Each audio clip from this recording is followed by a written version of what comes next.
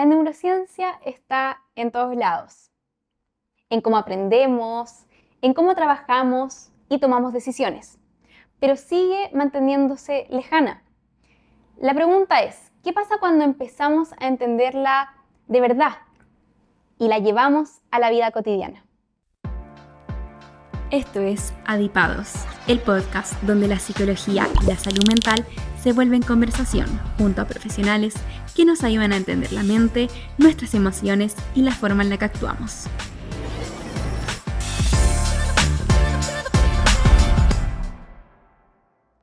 Bienvenidos y bienvenidas.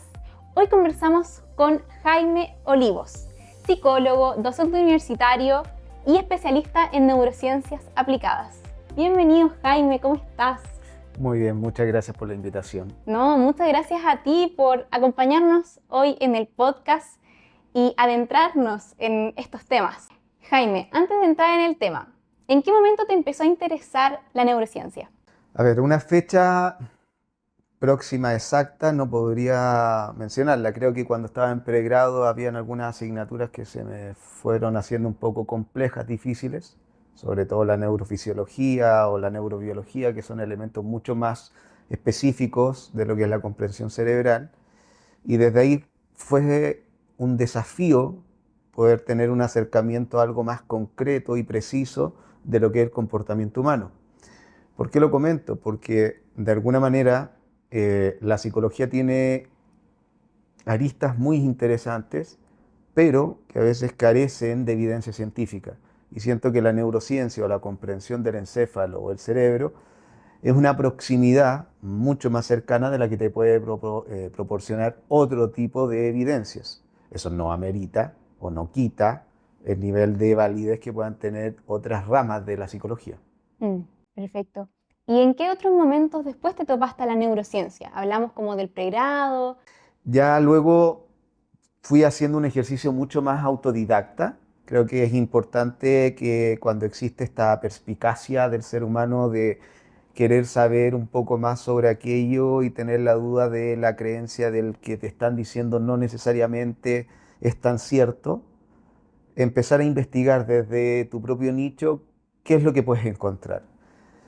Y es ahí es donde empecé a tocar ciertas puertas, a investigar, a analizar, y llegué a estudios de posgrado, de diplomatura, a niveles de magíster o máster, dependiendo de si son de Europa o de si son de América. Y terminé finalmente en un doctorado que está orientado en psicología, con una orientación en específico en neurociencias cognitivas aplicadas, que es la neurociencia que hasta el día de hoy probablemente es la que más se acerca a un contexto cotidiano. Perfecto. Bueno, hoy queremos partir desde algo bien amplio. Todos escuchamos hablar de neurociencia, pero no necesariamente la entendemos o la usamos en nuestra vida.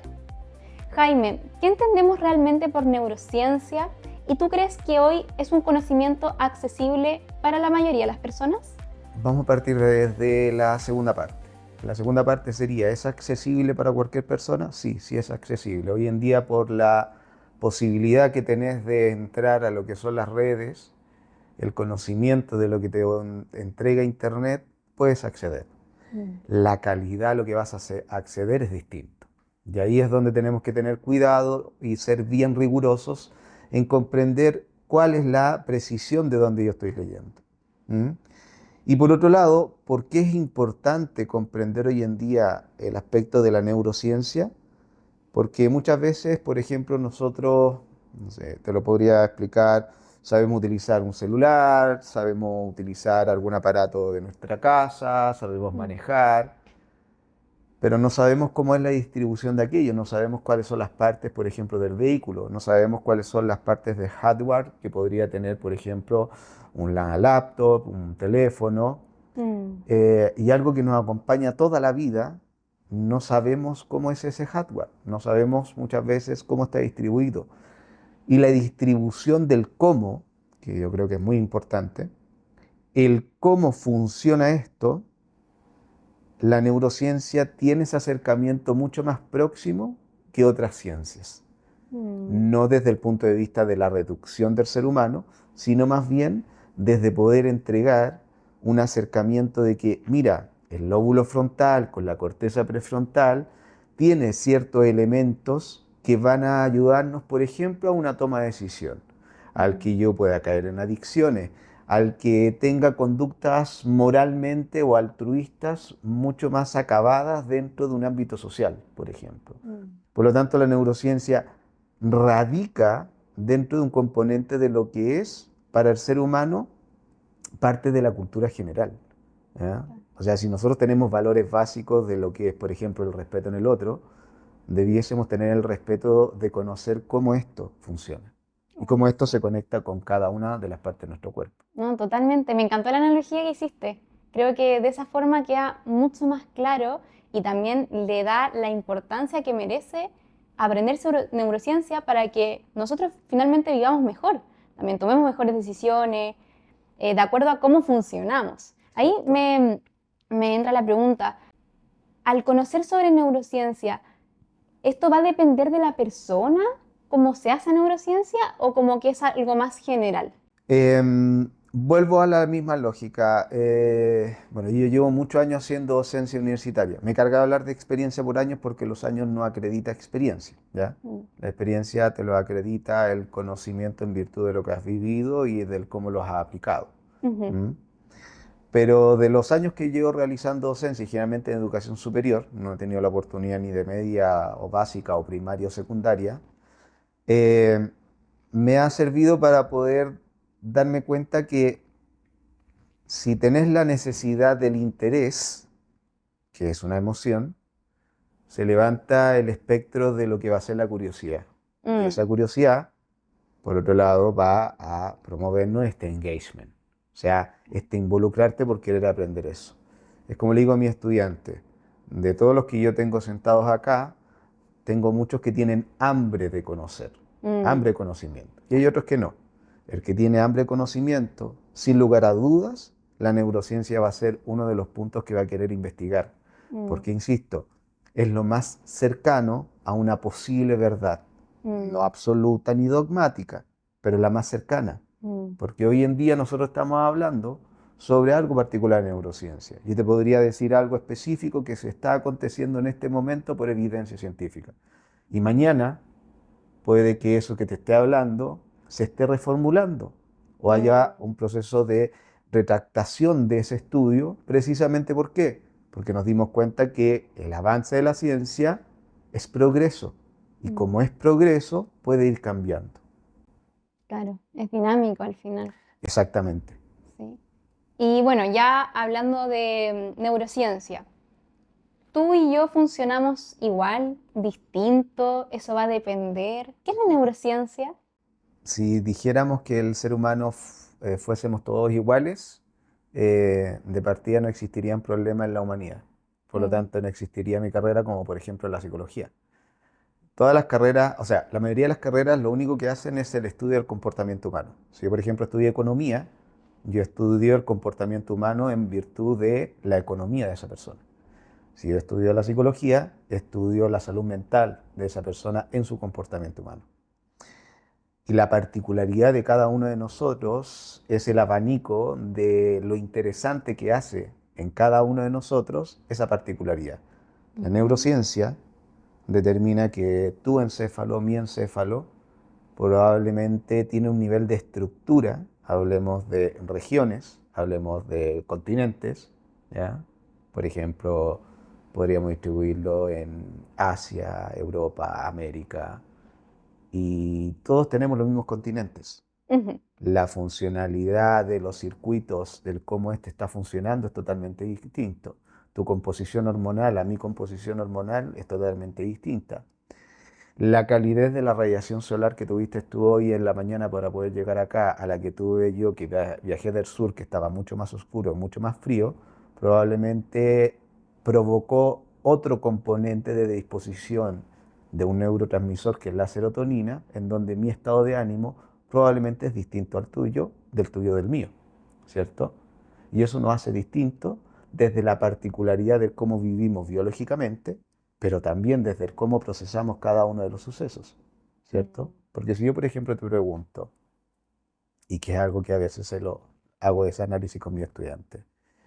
Cada uno puede comprender qué es lo que cree que significa algo, pero ese algo no es tan obvio. Si yo te pregunto, y si quieres, me responde, ¿qué es la nostalgia para ti? Em, Pena, tristeza, llorar. Llorar, ¿cierto?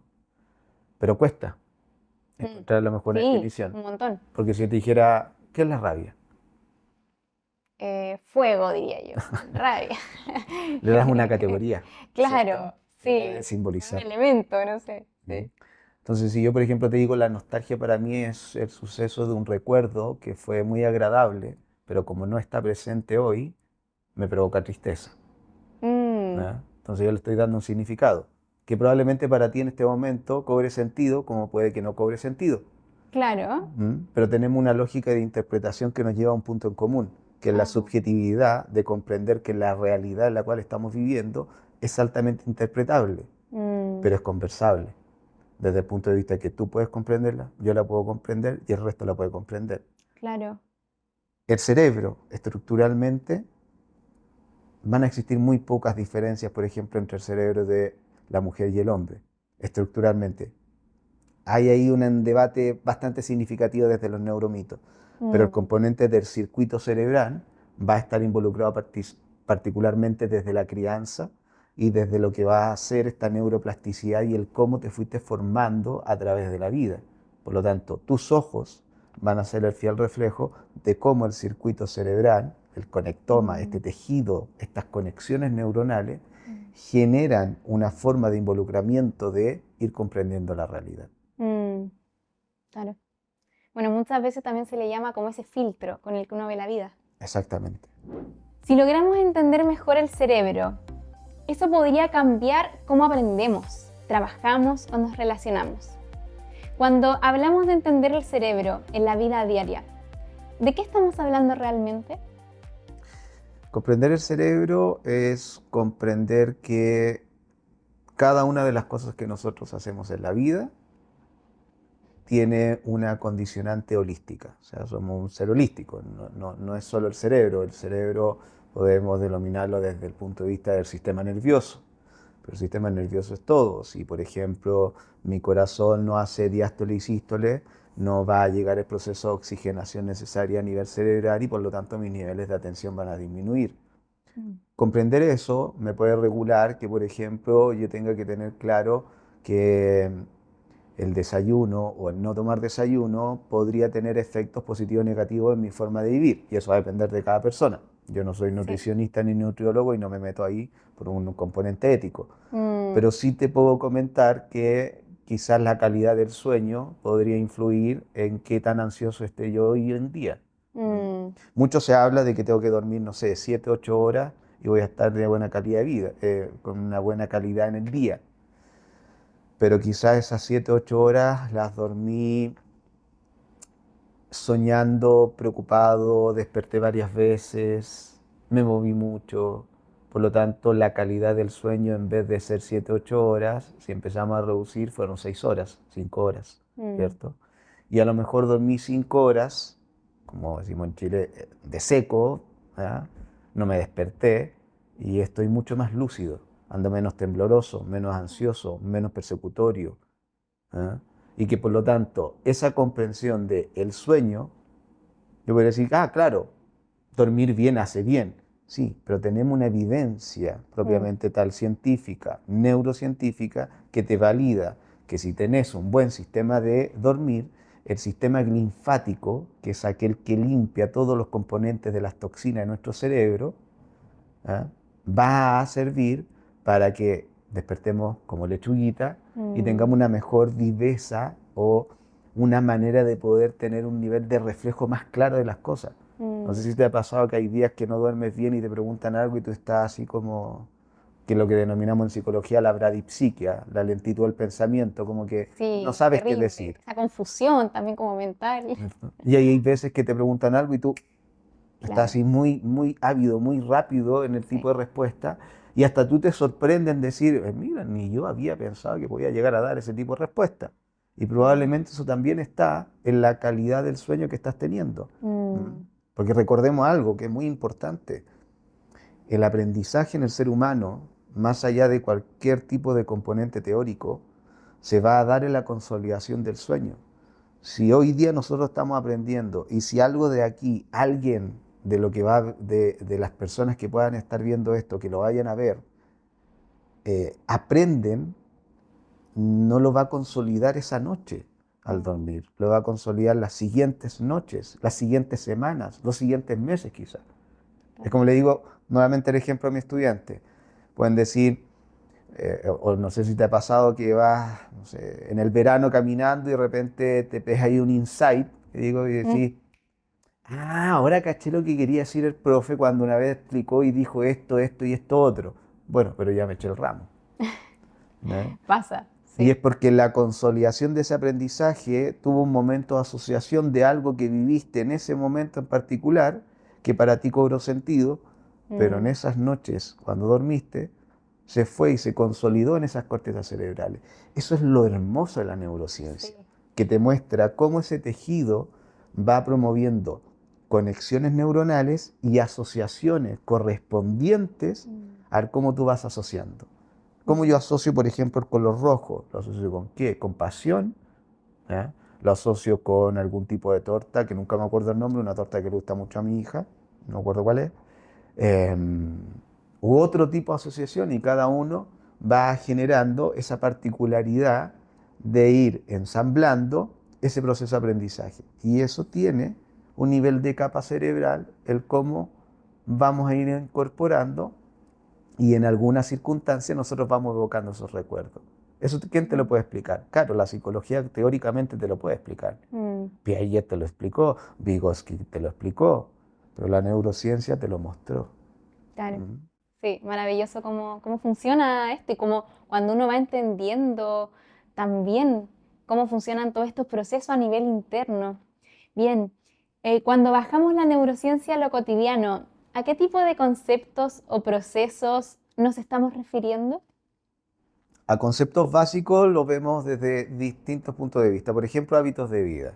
Te mencioné ya uno, el sueño. ¿Ya? Hay un concepto que yo lo repito mucho, mucho, y para la gente que me conoce, lo ha escuchado muchas veces, que se llama la reserva cognitiva. Cuando tú comprendes cómo funciona el cerebro, sabes que ciertas acciones que haces en tu vida se convierten en hábitos. El ser humano es un ser de hábitus. Y el hábitus viene de la disciplina, no de la motivación. La motivación es un destello del fuego de un encendedor que lo prendiste, pero que en algún momento se va a apagar. El hábito es la disciplina que duele y que hay y que cuesta a veces tenerla. Entonces, si haces ejercicio, tenés una dieta, llamémosla equilibrada, insisto, sin meterme en ese campo que no es mi campo, estudiamos, hacemos desafíos intelectuales, leemos, estudiamos, ¿cierto? Nos va a ayudar a poder comprender que el deterioro cognitivo, que es decir, que cuando tengamos 25, 26, 30 años, no me gusta mucho hablar de edades en específico, pero hablemos del adulto joven, vamos a llegar al peak en donde nuestra capacidad cognitiva está pero full, genial, bacán, tenemos un nivel de inteligencia fluida espectacular que podemos absorber muchos conocimientos, pero como todo lo que llega a la perfección después viene en un declive, empezamos a tener deterioro cognitivo y la curvatura se va a empezar a notar. Para poder evitar eso, tú tienes que ir comprendiendo que hay ciertos hábitos que puedes ir incorporando. Y la neurociencia te enseña eso, pero nuevamente vuelvo al mismo discurso y que es repetitivo. Te muestra la evidencia que sí es posible. Como el método Ikigai, como Sí. los movimientos de todas estas orientaciones más budistas, más orientales, hoy en Sí. día tienen validez científica, que si bien en algún momento se creían como teoría, hoy en día tenemos la validez para poder decir, mira, esa práctica de meditación, del mindfulness, Sí. de la contemplación, de la belleza, del tomarte el momento de que ahora yo mire, por ejemplo, y vea la cordillera, Y contemplar también. ese momento y vivirlo, sí tiene otro nivel de impacto en tus circuitos, que es un concepto que se utiliza mucho hoy en día, que es, por ejemplo, la gratitud, el agradecer de cada uno de los pasos, de cada una de las cosas que estás viviendo. Este mismo espacio que estamos teniendo en este momento, poder conversar. Hoy me gustaría, Jaime, detenerme en la motivación. Yo había escuchado de que la motivación viene después de la acción. Como que cuando uno se pone a hacer algo, por ejemplo, en mi caso me pasa que digo, hoy no quiero completar este informe, pero ya, lo voy a hacer por 5 minutos. Y comienzo a redactarlo y después como que me voy en un estado de flow y digo, ya, como que lo voy a terminar. Como, ¿es real eso? ¿Como tiene algo, una evidencia neurocientífica? Sí, a ver, la motivación, yo siempre lo explico desde el concepto como de la etiología de la palabra. Motivación significa motivo-acción. Ah, ya. ¿Ya? Ujú, Te motivas por algo y te mueves. ujú, Ya, yo tengo un objetivo, llamémosle, no en el mal sentido, una obsesión de algo. Mi obsesión es eso que tengo ahí presente, que vamos a decir que es cualquier cosa, que es un incógnito y que es. Y eso me genera motivación. ¿Por qué? Porque me moviliza a querer realizar y lograr eso que me va a provocar placer, ¿cierto? Y ahí es cuando liberamos la dopamina, que la dopamina es la que me va a promover el moverme hacia esa acción, ujú. ¿cierto? Por lo tanto, si existe nuevamente la composición del interés, que es la curiosidad por querer eso, los componentes de pic de la dopamina aumentan y por lo tanto yo me muevo en esa acción. Llevémoslo al plano de la vida cotidiana. Si a ti te gusta alguien, ¿Mm? tú te mueves por tratar de encontrarte con esa persona, ¿cierto? Y ahí Sí, hay un motivo y hay una acción, ¿cierto? claro. Cuando estás con esa persona, sientes placer. Ujú. Cuando ya vives un buen espacio con esa persona, sientes satisfacción. Y eso le podríamos decir felicidad, ¿ya? El proceso de poder hacer parcelaciones, como tú dices, del flow, del estado del fluir, y en donde yo pueda pasar mucho tiempo haciendo algo, mata realmente el mito de decir, mira, una persona puede estar concentrada haciendo algo, que tampoco deberíamos hablar de concentración, deberíamos hablar de atención sostenida, 30 minutos, 40 minutos, una hora y media. No, si existe interés, Mm, tú puedes estar horas. Piensa en estos chicos que juegan de los videojuegos. Alguien mm, que le guste, por ejemplo, leer, alguien que le guste, por ejemplo, editar o proyectar cosas. O sea, el interés que tenés de algo genera el estado de flow y puedes mm, estar horas. Lo importante de eso es generar este proceso de repetición en procesos o instancias de parcelación, es decir, tener unos momentos de descanso, distracciones y volver. Ir al mm. baño, tomar agua, hacer una pausa Una pausa activa. activa, Claro, qué come importante. algo, ¿ok? Y vuelve al estado. Y Mm, te vas a dar cuenta que vas a tener un despeje mental en donde ese estado de creatividad va a ser mucho más próximo que el que tenías antes, que es como las mm, ventanas de oportunidades, que no es que quiera alargar el tema, pero creo que es muy importante. Cuando tienes un problema en tu mente, ujú. ¿ya? O sea, todos los días nosotros tenemos problemas, pero un problema, llamémosle grado 5 para arriba. ¿Ya? ¿Cuáles son tus ventanas de salidas de escape? Salgo a caminar con mi perro. También escribo. ¿Ya? Sí, hago journaling. Y, y lo converso con mi marido, con mis amigas. Yo diría que esas tres cositas. Y ahí surge la creatividad, Sí, porque está la soluciones. solución. Sí, ¿Cierto? Esas claro. son las salidas de escape que se Mm, van a dar precisamente, ¿por qué? Porque tu mente está en un estado delta en donde está particularmente en un estado de transición de ocio, mm, no de estrés. claro. Eso cuando dice, tengo que trabajar, resolver, me voy a ubicar en este espacio y no me voy a levantar de aquí hasta que lo resuelva, no Te bloquea. necesariamente es la solución, Claro. probablemente te va a bloquear. Mm, Entonces esas salidas de escape, de ese mm, caminar con tu perro, de ese mm. escribir, Como que te ¿ya? reinicia al final. Sí. Haces esa instancia de reinicio y Mm, probablemente te aproximas a esa solución, puede que no tengas la solución, pero te mm, aproxima a esa posible solución. claro. En ese intento por acercar la neurociencia han surgido distintas formas de divulgación. Y una de ellas es justamente tu libro, Neurosimple, un viaje al centro de tu cerebro.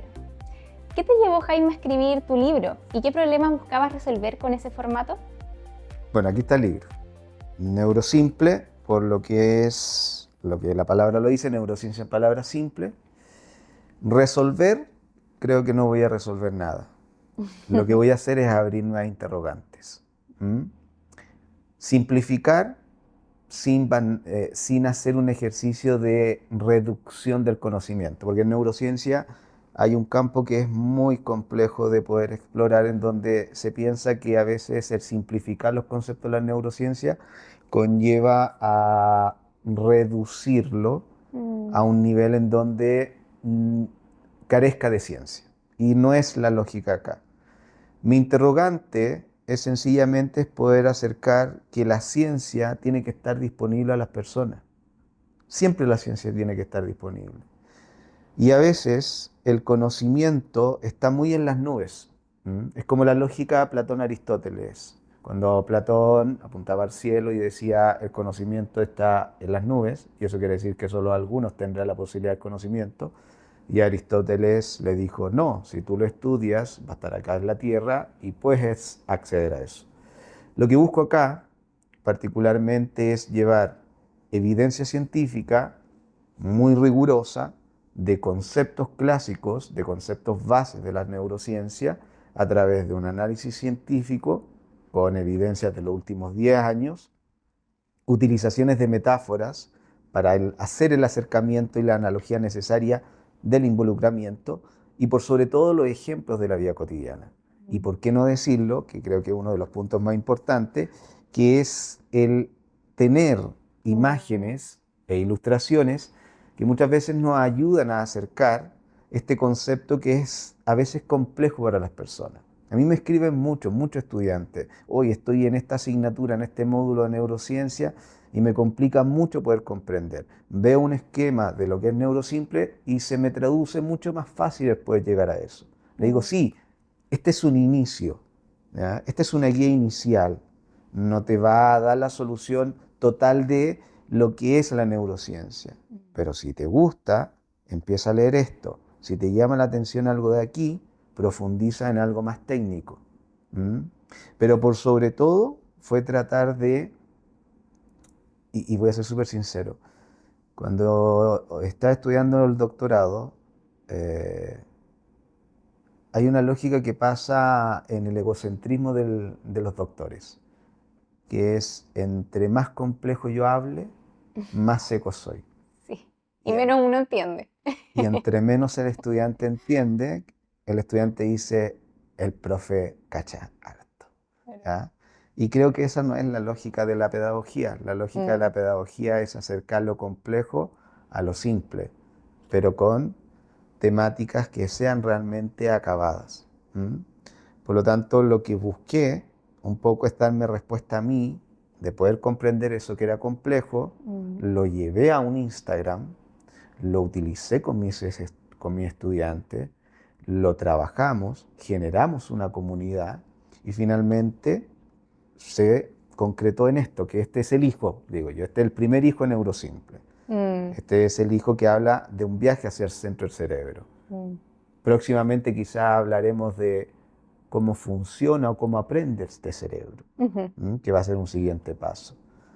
Y por otro lado, que es algo que me gustaría dejar en énfasis, porque de hecho no había tenido la posibilidad de tener el libro hasta el día de hoy, no lo tenía físico, y este libro es a mi hija Estela, que es Mis Ojos. De hecho es un libro que es dedicado a ella, porque nunca supe cómo llamar a la plataforma Neurosimple. Y ella me dijo, pero papá, hazla corta, Neurosimple. Si tenés que hacerlo mucho más simple. Qué lindo. Y ahí quedó el nombre. Sí, tiene mucho sentido. Bien, continuando con tu libro, ¿qué cambia cuando la neurociencia se explica con ejemplos simples y cercanos? Me imagino que en tu libro utilizas también muchas analogías.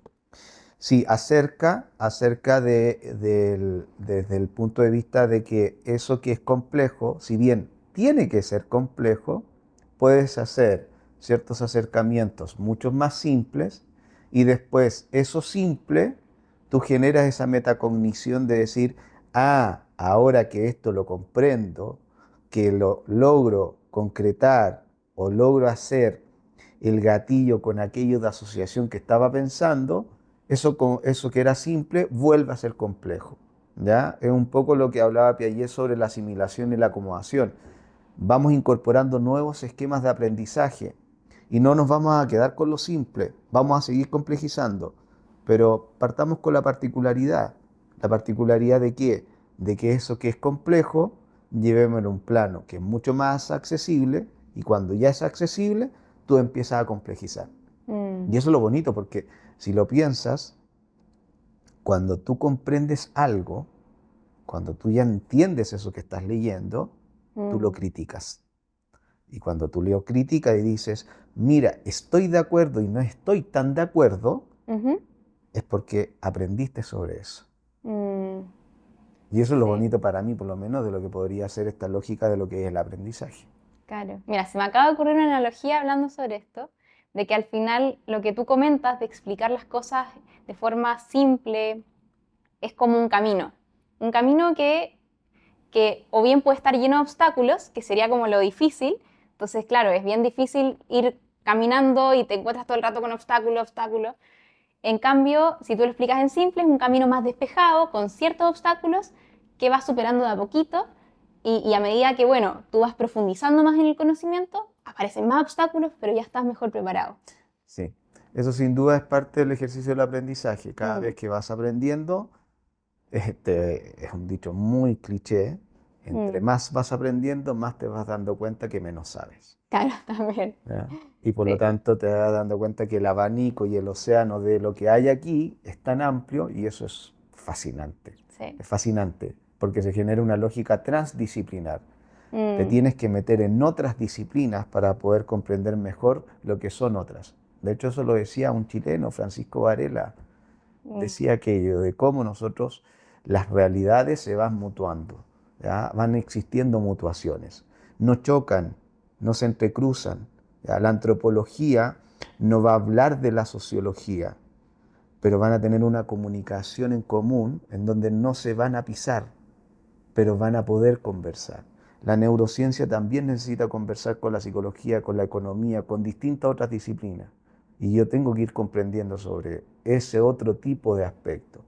Pero si no sé de neurociencia, no sé de cómo funciona esto, difícilmente puedo saber sobre cómo funcionan otros aparatos. Bueno, ahora vamos con una pregunta que nos envió una persona a través de nuestras redes sociales. Carolina Pérez nos dice: siempre me ha interesado entender el cerebro, sobre todo porque siento que puede ayudarme en mi vida diaria, pero no soy del área de la salud ni de la psicología. Entonces, ¿cómo desde lo cotidiano o desde mi casa puedo realmente beneficiarme de entender la neurociencia? Muy de eslogan esto. Primero comprando el libro. Y ahí la importancia del ejemplo, porque, a ver, si lo pensamos desde el punto de vista de tengo muchos problemas en mi casa y no sé cómo resolverlos, quiere decir que mi componente amigdaliano está hipervigilante, está activado, el botón de alarma está pero a full, ¿ya?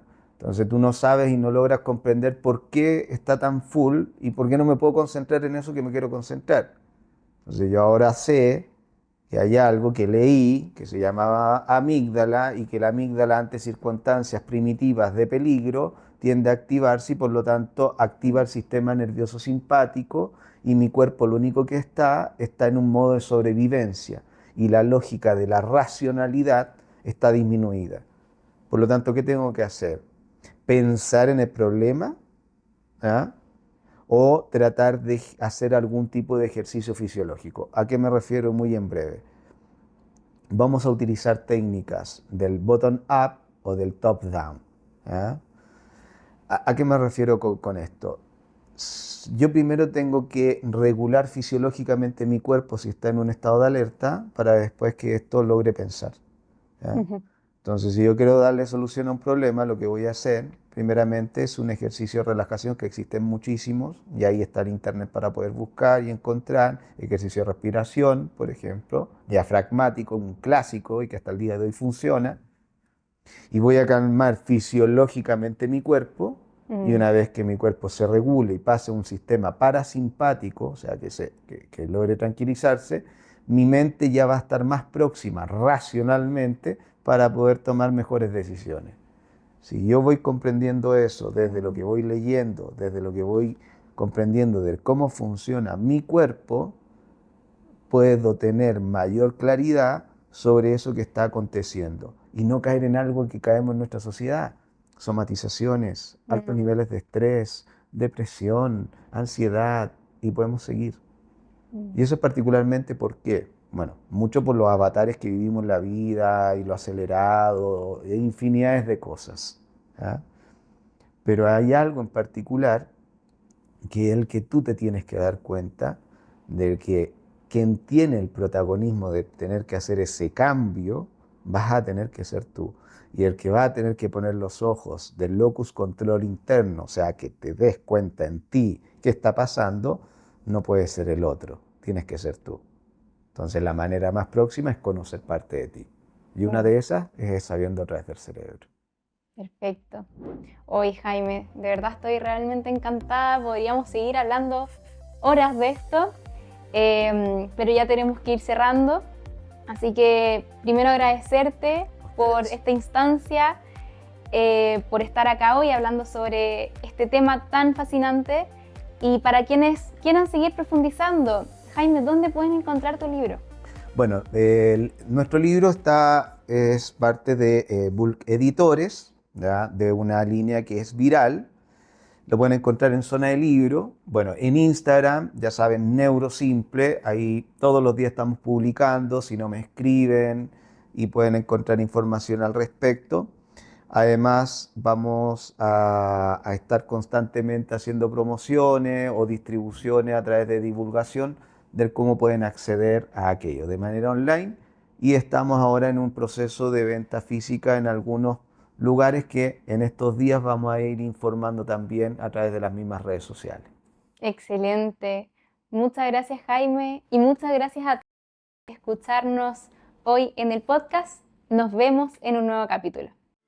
No olviden seguirnos en Spotify, YouTube y en nuestras redes sociales para estar al día con cada nuevo episodio.